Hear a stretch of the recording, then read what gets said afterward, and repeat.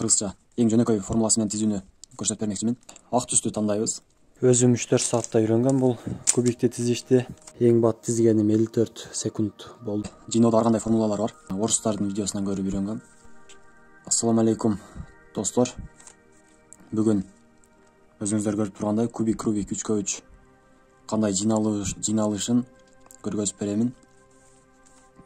Негизи YouTube'да кыргызчасы жок окшойт менимче. Мен өзүм кызыгым үчүн үйрөнгөн элем. Орустардын видеосунан көрүп үйрөнгөм.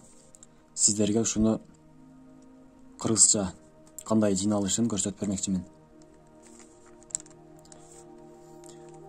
Бул кубик Рубикте жиноодо ар кандай формулалар бар.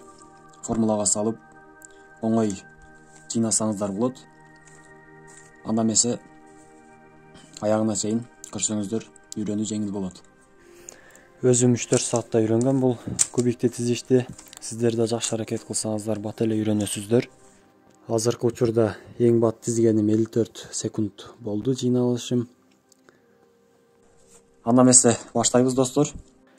Андыктан видеого лайк басып, биздин кол өнөрчүлүк каналыбызга катталып коюңуздар.